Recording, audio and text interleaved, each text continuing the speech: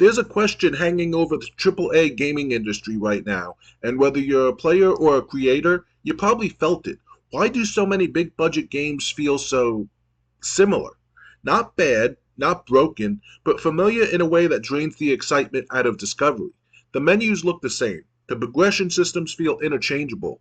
Even the worlds, massive as they are, can start to blur together.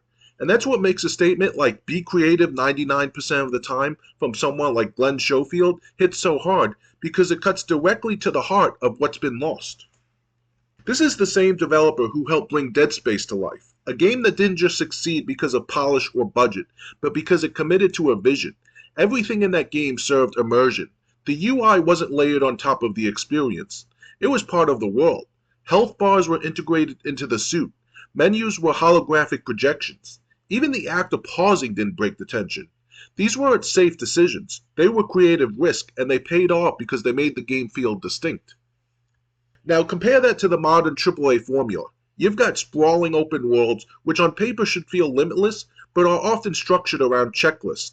Climb a tower, reveal icons, clear objectives, repeat. Add in crafting, skill trees, seasonal content, and monetization layers, and what you end up with is a system that's incredibly efficient at retaining players, but not always at inspiring them. The industry didn't arrive here by accident. These systems work. They test well. They generate revenue, but they also create a gravitational pull where creativity starts orbiting around what's proven instead of what's possible. That's the environment Schofield is pushing back against. When he says be creative 99% of the time, he's not ignoring the reality of budgets or business. He's challenging the order of priorities. In many AAA pipelines today, creativity is filtered through layers of approval, design reviews, market analysis, risk assessment. By the time an idea makes it into the final game, it's often been reshaped to fit expectations rather than challenge them. Creativity becomes conditional. It has to justify itself before it's even allowed to exist. Meanwhile, look at what's happening on the indie side of the industry. Smaller teams with fewer resources are consistently delivering some of the most memorable experiences in gaming, not because they have better technology, but because they have more freedom to experiment. They can build a game around a single weird idea and fully commit to it, and players respond to that. They gravitate toward originality even if it's rough around the edges because it feels genuine. This creates a strange imbalance where AAA games often lead in graphical fidelity but lag behind in creative identity.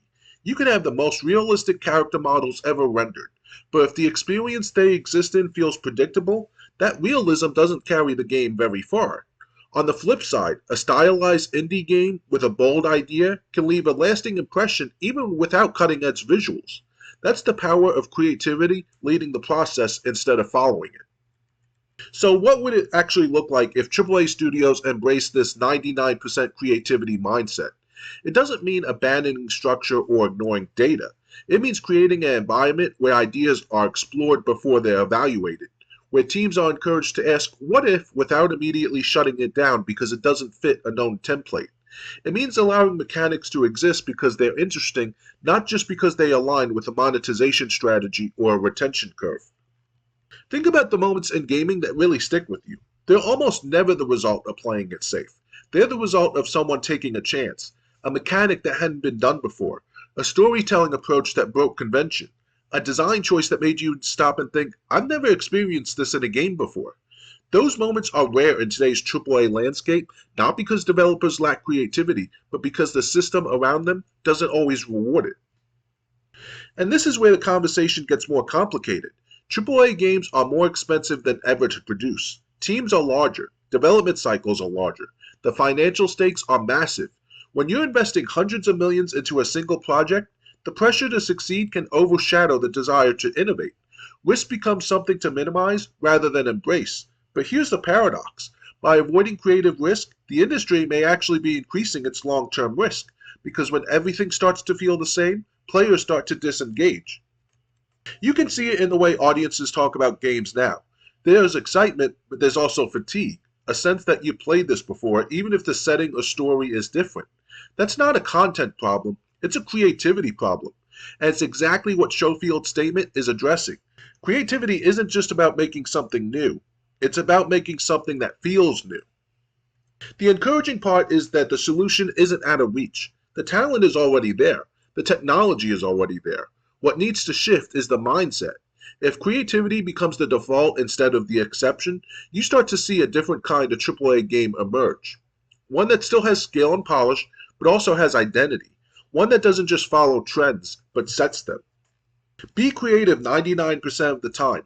It's a simple idea, but in an industry that's become increasingly complex, maybe simplicity is exactly what's needed. Not more systems layered on top of each other, not more features designed to check boxes, just a renewed focus on creativity as the driving force behind everything. If you enjoyed this video, make sure to give it a thumbs up, subscribe to the channel, and ring the notification bell so you don't miss any future uploads. And if you want more in-depth discussions like this, check out my Patreon. My latest exclusive dives into whether or not consoles are starting to cost too much, and it's a conversation you won't want to miss. Thank you for watching, and until next time, game on.